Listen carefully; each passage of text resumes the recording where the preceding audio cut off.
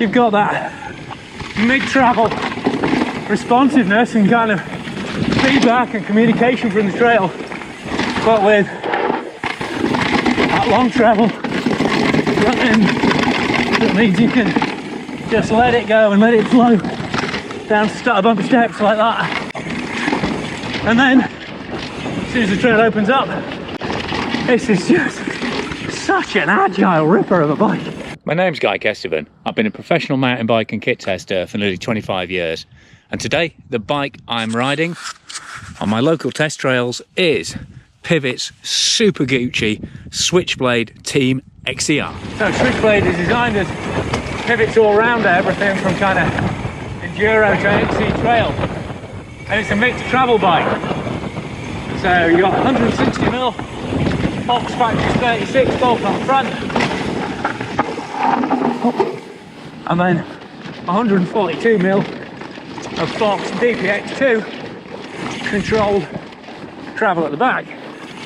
But this isn't just any DPX2, it's a fully custom tuned version for Pivot, and it's formed the basis for what Fox have done with their shocks for 2020.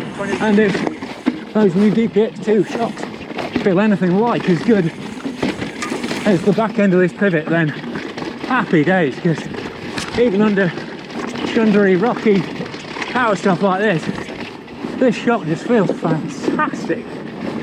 And it's Dave Wiggles DW Link suspension system, so super short twin linkage setup, that just keeps the back end super tight, and it's also super boost, so 157mm wide rear axle, so they can keep the back end super short, 432mm, so it's really snappy and responsive through tight stuff like that, but still plenty of stiffness. And this is just such an agile bike for ripping and carving around on. It's proper player. And they've also moved the shock in the frame compared to the old Switchblade.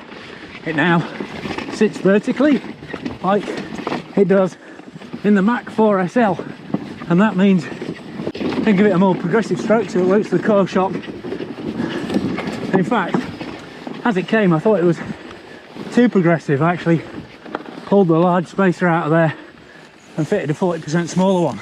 The combination of just like super supple traction but really powerful direct power delivery, it's just fantastic up sections like that. And then as you come over the top using that power delivery, it just drops into a super smooth mid-stroke. It still lets you get the power on, but with less kickback through your feet. And then, although it does take a while to kind of get used to the amount of travel it uses in that mid-stroke, just its ability to hustle and hold speed and just stay totally consistent over drops or boulder sections is absolutely outstanding. And the shock does make it, you know, quite specific in terms of setup. It's quite weird feeling that much sag and suppleness off the top,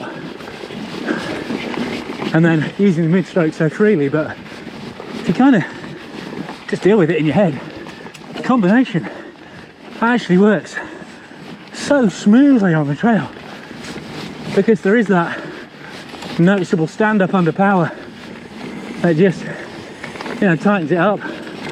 And although I've barely ever used it, obviously as a climb switch and a lockout on the shock as well, but this is bike just best left fully open and flowing to match that big 160 fork up front.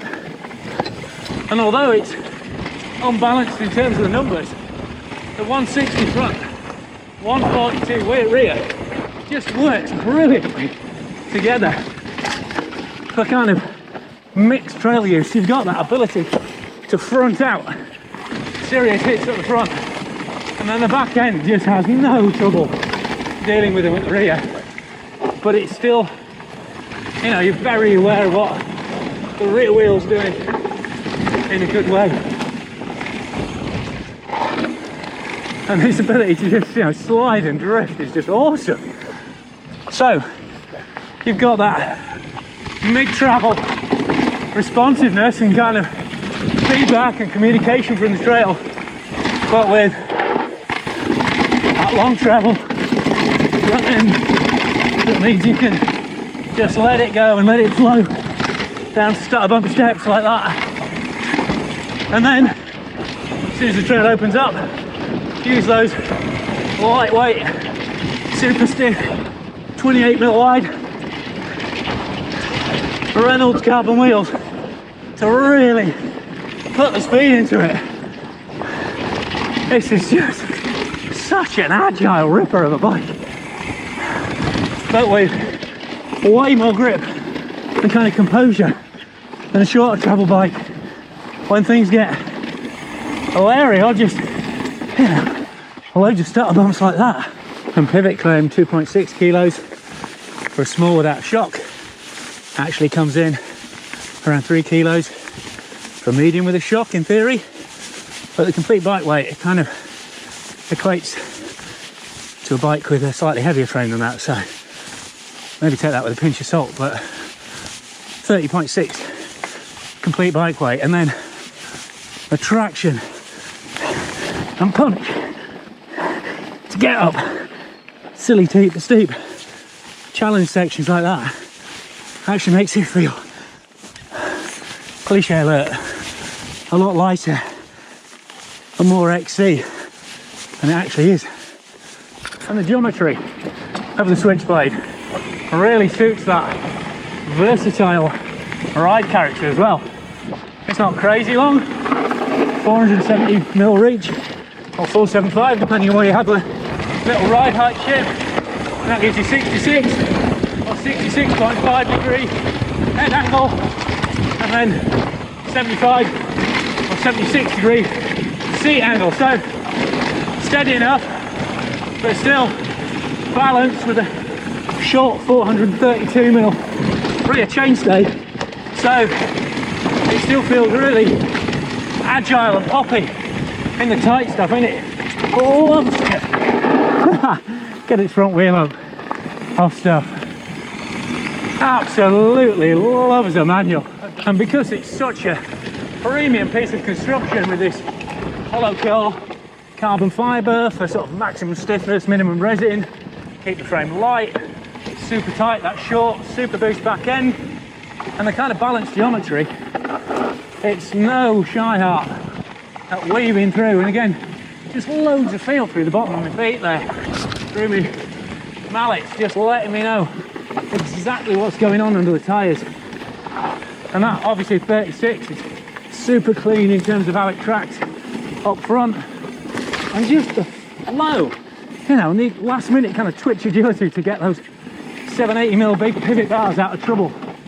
Just such a precise bike. And then get on the gas and those little short linkages just let you drive. Instant pickup for the Industry 9 hubs and you are away. So the result is a bike that loves to hustle under power, but it's still super smooth and traction rich up broken trails like that. It's kind of light and agile and responsive enough to really encourage you, you know, to put a lot of effort and as much style as you can muster into riding it. But also it's really smooth and kind of forgiving over distance, but with that precision and confidence to really attack, you know, more technical, rugged sections in full force. It really is a totally superb trail aggro all-rounder. I mean, it's certainly not perfect. It is a, you know, it's a grumble type to mess with the shock. on a 9 grand bike. The price itself is crazy premium. You know, up there with Yeti, but you know, more expensive with Santa Cruz or other, you know, boutique brands. But and that XTR rear brake rattle does my absolute Sweden. Plus, bike point is all over the place. And Super Boost is theoretically an upgrade problem. And press fit bottom brackets, you know, aren't as trouble-free long-term as screw-ins. But when you do get that shock dial, the mix of smoothness and the ability to suck up serious square edge hits, but still feel totally alive through the pedals and get immaculate small bump traction, it really is incredible. Plus that Super Boost back end bringing the rear wheel in and that stiffer, broader press fit bottom bracket are definitely part of the reason that it feels so dynamic and agile. And while it is very expensive, that means exclusivity, and that's what a lot of people want if they're really investing in their hobby. But as soon as you hit a lovely bit of trail and this pivot just takes it, brings it even more alive, even more kind of ultra high definition enjoyment of every segment, from the steepest climb to the rowdiest descent. Well, that's what really justifies the price ticket on this Switchblade. So it is crazy expensive, and there are some shock and spec glitches. Well, not glitches, but things you have to work around. But overall, this Switchblade, in terms of bikes to be stuck with during a lockdown, super impressed with what Pivot have done here. You know, yes, you pay through for it, and I probably wouldn't go for the XDR spec, but wheel set, frame set, suspension, finishing kit, all of that, absolutely superb. So, thanks for watching. If you're not already a subscriber, please subscribe, click for notifications so you can see when my next videos go live, and share the video around with your friends if you think they'll enjoy it.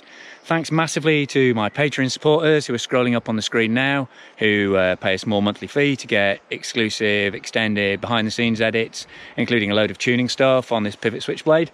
And thanks to Giro, thanks to Crank Brothers, thanks to Crud for the kit used while testing, and of course thanks to Pivot for sending me this Switchblade Team XTR.